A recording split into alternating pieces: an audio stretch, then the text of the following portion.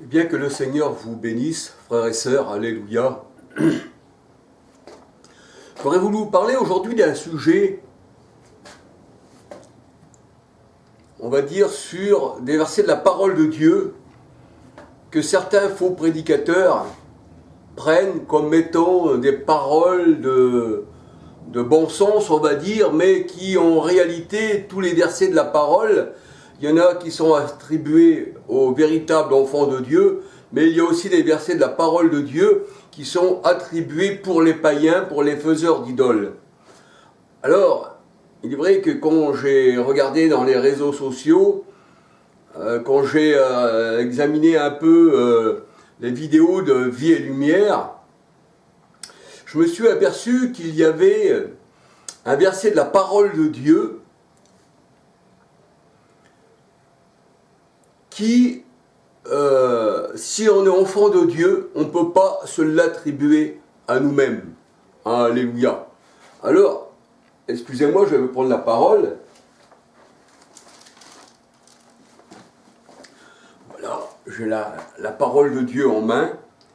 Je vais vous lire un verset de la parole de Dieu et vous allez me dire si ce verset est attribué pour des enfants de Dieu ou pour des idolâtres. Et Vie et Lumière a pris ces versets-là, eh bien, pour se les attribuer à eux-mêmes. Alors, après, j'expliquerai un peu pourquoi ils ont pris ces versets et pourquoi ils se les ont attribués sans même se rendre compte que ces versets-là, c'est plutôt pour des païens. Et comme ils sont païens eux-mêmes, eh bien, ils se les sont attribués à eux-mêmes. Et voici le verset, le chapitre et verset de la parole de Dieu, Ésaïe 41, versets 5, 6, 7. Alors voici ce qu'il est dit. Les îles le voient, et elles ont peur. Les extrémités de la terre tremblent. Là, le Seigneur, il parle des païens. Tous s'approchent.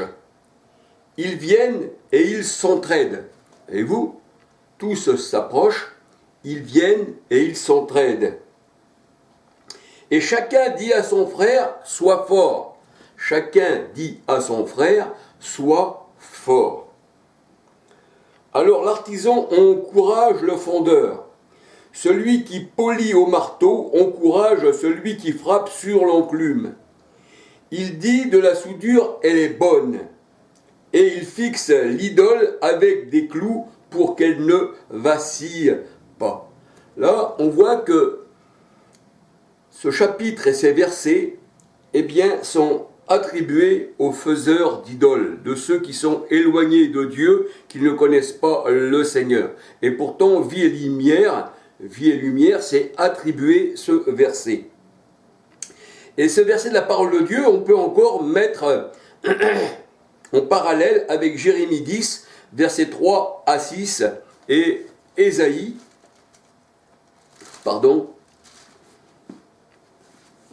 Ésaïe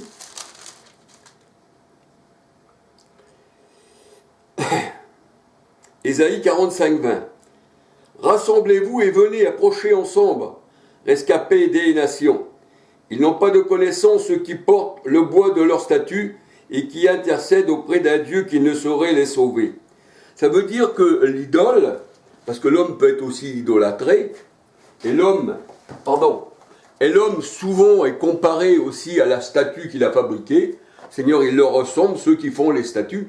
Et là, nous voyons que Vie et Lumière, eh bien, c'est attribué ces versets comme si que pour eux c'était un bien-être. Ils s'encouragent l'un l'autre et chacun frappe au marteau. Pourquoi ? Parce que quand ils mettent leur chapiteau, je dirais le chapiteau qui ressemble à un cirque, vous savez que les gitans, il y en a beaucoup autrefois qui étaient saltimbanques et encore maintenant, ils font le cirque et ils tapaient aussi à la masse sur le même piquet et ils s'entraident l'un l'autre. Alors ils ont pris ce chapitre de la parole de Dieu pour les faiseurs d'idoles. Mais je pense que ça leur va très bien. Mais je pense aussi que quand on regarde dans la parole de Dieu, et quand on compare ces gens-là qui sont issus du catholicisme, mais le salut vient des Juifs, Jean 4, 22, et qui ne connaissent pas le Seigneur. Le salut vient des Juifs, hein. La parole de Dieu, elle dit que la loi et les oracles ont été confiés aux Juifs, et nous sommes fondés, nous les véritables chrétiens, sur le fondement des apôtres, qui étaient aussi, eux, juifs, dont Jésus, il est la tête, il est la pierre angulaire, il est notre Dieu, alléluia. Mais on voit que ces gens qui font des chapiteaux, qui tapent au marteau, c'est ce qu'on va voir tout à l'heure dans la vidéo que je vais vous montrer, eh bien, ces gens-là, bien qu'ils se disent chrétiens, ne vont pas hésiter à rentrer dans une usine, à fracturer la porte, faire un cambriolage, une infraction, se mettre dans l'usine et piller même ce qu'il y a dans l'usine. Voyez-vous, mais ça c'est pour annoncer, paraît-il, la parole de Dieu. Je ne sais pas si le propriétaire, en venant dans son usine pour constater les dégâts, sera disposé à écouter ces gens-là. Hein, qu'ils ont martyrisé son usine, ou alors qu'ils se sont pris des terrains de football, qui se sont mis dessus, qui ont tout saccagé, hein, qui prennent le maire et qui le mettent à la porte, et si et ça. Je ne sais pas si Christ faisait ceci, qui rentrait dans les maisons, saccageait tout, et disait, voici, je vais vous annoncer la parole de Dieu. On peut dire que ça, c'est carrément, eh bien, hors de sens, c'est même un non-sens de se dire chrétien et agir de la sorte. Et nous voyons que ces gens-là, eh bien, ils sont rattachés à la franc-maçonnerie. D'ailleurs, le ministre des cultes, c'est le ministre de l'Intérieur. Et je tiendrai aussi à vous présenter une petite vidéo pour vous montrer les dirigeants qui reçoivent des médailles du ministre de l'Intérieur, qui est la franc-maçonnerie. Alors c'est pour ça que Vie et Lumière a aussi, eh bien, son étoile à 6 branches. Et dans l'étoile à 6 branches, eh bien, on retrouve le compas et l'équerre, c'est caché dans l'étoile. J'ai montré ça dans mes vidéos. Hein, l'étoile de David, ça veut dire que si c'était l'étoile de David, David aussi cette étoile, hein, eh bien, elle est aussi en Inde, elle est un peu partout, dans toutes les religions. Alors on peut dire que David, il était le maître de toutes les religions du monde. C'était même un païen. Alors, il est vrai que la parole de Dieu nous dit que, eh bien, on doit dénoncer les œuvres des ténèbres. Et si on les dénonce, eh bien c'est pour la gloire du Seigneur, alléluia. Mais si on les cache et si on les flatte, eh bien on dira, eh bien on est contre Dieu, alléluia. Mais je me demande, et je sais pourquoi d'ailleurs, parce que ces gens-là ne connaissent pas la parole de Dieu, ça c'est bien ce verset-là des Saintes Écritures, ils l'ont mis en évidence, mais il n'y a pas une personne de chez eux, pas un dirigeant de chez eux, qui a repris ce verset pour dire ça c'est pour les idoles, c'est pas fait pour les véritables chrétiens. Alléluia. Donc on peut dire qu'ils ne cherchent pas à comprendre et ils ne connaissent pas les Écritures. Et les adeptes qu'il y a parmi eux, c'est-à-dire leurs fidèles, eh bien, ne connaissent pas la Bible. Vous parlez à n'importe qui de chez eux, le 3/4 déjà ne savent pas lire, et en plus ne connaissent pas les Saintes Écritures. Ils vont vous dire, eh bien, moi c'est mon pasteur qui m'instruit. Il me dit ce qu'il veut, et puis moi je t'écoute pas parce que lui c'est vrai et toi t'es faux. Et s'il viendra à parler, et puis qu'il y a des dirigeants qui seraient là, eh bien ils vont tout de suite accourir, essouffler, hein. Ils vont dire, faut pas écouter cette personne-là, ici et ça, sinon vous sortez de l'église, ici et ça. Ça veut dire que si on n'est pas admis dans leur cercle, eh bien on ne fait pas partie de Dieu. C'est un peu comme les musulmans, si vous arrêtez d'être musulman, eh bien voilà. Et avant, eh bien, il y avait des hérétiques dans l'église catholique, ils disaient, voici, hein, vous ne faites pas partie de chez nous, hein, on va vous convertir de force. Alors que c'est Dieu qui nous choisit avant que nous soyons nés. Jean 15, 16, Éphésiens 4, 5, 11, on ne peut pas convertir un véritable chrétien, il a appelé, et quand il est appelé, il vient au Seigneur. C'est une chose naturelle, ma brebis entend ma voix, elle n'entendra pas la voix d'un étranger, c'est tout à fait logique. Moi, quand j'ai entendu la voix du bon berger, j'étais en prison, il n'y avait personne à l'époque, hein, j'étais carrément dans le péché. Et le Seigneur, il est venu dans cette prison, hein, j'étais prisonnier de toutes ces idoles, de toutes ces religions, prisonnier aussi physiquement, parce que j'étais inscrit au romanditisme, hein, j'avais fait des bijouteries, des coffres forts, et ça, donc ça m'a emmené en prison. Et quand le temps était venu, un peu comme l'apôtre Paul, je ne me compare pas à lui, mais comme il est aussi un frère en Christ, eh bien, il ne connaissait pas Christ, qui es-tu Seigneur? Et le Seigneur, eh bien, il est venu dans la prison de mon cœur, et il m'a rendu libre. Si le Fils vous a franchi, vous serez libre. Alléluia. Donc on voit que Vie et Lumière n'a rien à voir avec la parole de Dieu.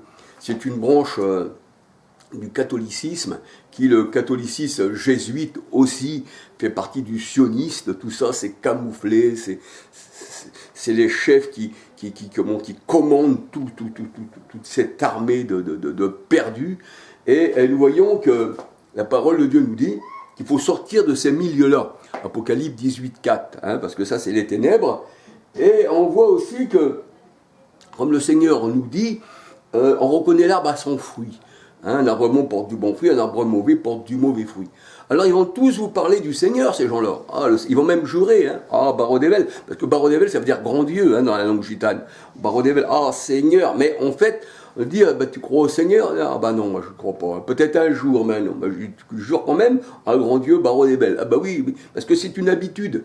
Mais c'est pas parce qu'on le loue des lèvres que le cœur est au Seigneur. C'est pas parce qu'on le loue des lèvres que notre vie est à Christ. Le Seigneur, il dit, il me loue des lèvres, mais leur cœur est éloigné. Et c'est de l'abondance du cœur que la bouche parle, parce que Christ habite dans nos cœurs. Alléluia. Donc, je tenais à vous montrer une petite vidéo de Vie et Lumière qui a pris ces versets de la parole de Dieu pour se les attribuer. Et nous voyons aussi que dans Vie et Lumière, des fois, ils chantent des cantiques. Pour eux, c'est des cantiques, c'est des véritables cantiques.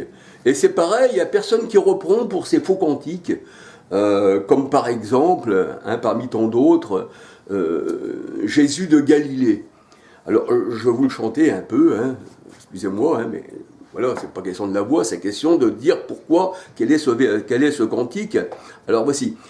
C'est Jésus de Galilée, il est né en Galilée, son père était charpentier. Alors, voyez-vous, c'est Jésus de Galilée, il est né en Galilée. Personne n'a repris, personne. Même les gourous, les faux pasteurs chantent, les dirigeants de Vie et Lumière chantent. Il est né en Galilée. Mais Jésus est né en Bethléem, en Judée. C'est ce que nous dit Matthieu 1. Matthieu 2, verset 1. Jésus est né à Bethléem, en Judée. Jésus était juif. La Galilée, Ésaïe 9, 1, la Galilée des païens, selon certaines versions, un jour écouteront le Seigneur. Mais on peut dire qu'une grande lumière s'avait levée sur le territoire des païens, la Galilée des nations. Mais on peut dire que la Galilée, il y avait peu de juifs, mais il y avait beaucoup de païens. Alléluia. Donc je vais vous faire voir cette vidéo avec ces versets qui disent aussi on cède l'un l'autre. Alors on les voit taper sur les masses, on les voit, ils présentent le marteau, ils présentent la masse, et ci et ça. Mais il faut vous dire que ces gens-là, sont contre l'Éternel. Ils sont là, c'est l'arbre qui porte du mauvais fruit, c'est des faux apôtres déguisés en anges de lumière, justement pour que livrer les fils du malin puissent se multiplier sur cette terre. Alléluia. Mais le Seigneur nous a donné des yeux pour voir et un esprit pour comprendre. Et d'ailleurs, nous allons voir certains dirigeants de Vie et Lumière, qui sont, on va dire, à l'Élysée, au Parlement même, et puis qui reçoivent des médailles d'honneur.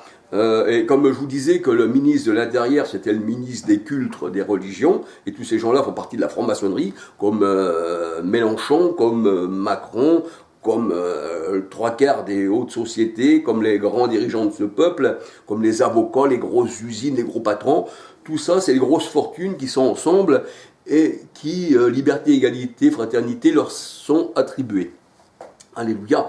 Donc je vais vous faire voir cette petite vidéo, là où ils mettent ces versets, et là où un véritable chrétien ne peut pas s'attribuer ce verset à lui-même, parce que c'est pour les faiseurs d'idoles, les faiseurs de statues, et qui sont dans l'erreur. Le Seigneur a dit, ceux qui font les statues, les idoles, leur ressemblent, ils ont des yeux, ils ne voient point, des oreilles, ils n'entendent point, et une bouche, ils ne parlent point. Et ces gens-là ne pourraient pas parler du Seigneur, parce qu'ils ne l'ont jamais, mais jamais connu.